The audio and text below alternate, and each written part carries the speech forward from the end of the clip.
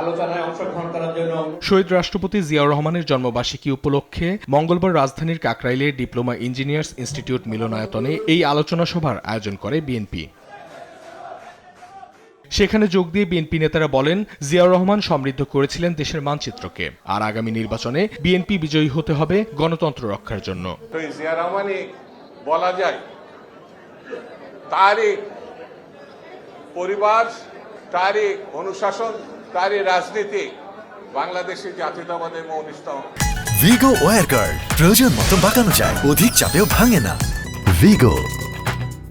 সভায় বিএনপির স্থায়ী কমিটির সদস্যরা বলেন, জিয়াউর রহমানের মতো দূরদৃষ্টি সম্পন্ন না হলে শহীদ জিয়ার জন্মদিন উদযাপন বৃথা যাবে।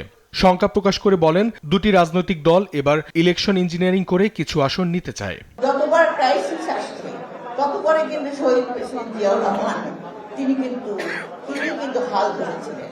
শহীদ জিয়ার মতো দেশপ্রেমিক হোক,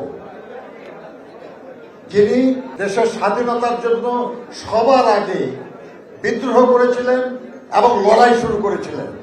শহীদ প্রেসিডেন্টের প্রদর্শিত সেই পথ অনুসরণ করে আমরা আগামীতে জনাব তারেক রহমানের নেতৃত্বে নতুন বাংলাদেশ আমরা গড়ে তুলব। বাচ্চাদের সব শিক্ষিত হবে কিভাবে ইঞ্জিনিয়ারিং করে এই সিটগুলো জিতে যাবে, যাতে বিএনপি ক্ষমতায় আসতে না পারে।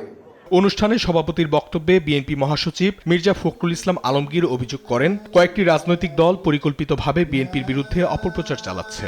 অর্কেস্ট্রেট একটা প্রচারণা, পরিকল্পিতভাবে একটা প্রচারণা হচ্ছে বিএনপির বিরুদ্ধে। বলেন, এই নির্বাচনে নির্ধারিত হবে দেশ উদারপন্থীদের হাতে নাকি উগ্রপন্থীদের হাতে যাবে।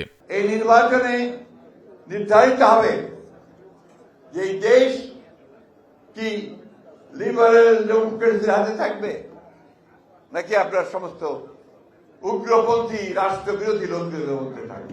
জামায়াতকে জান্নাতের টিকিট বিক্রি না করে সোজা রাস্তায় রাজনীতি করার আহ্বানও জানান তিনি। অঙ্কন চৌধুরী, দেশ টিভি, ঢাকা। জানাচ্ছি বিএনপির স্থায়ী কমিটির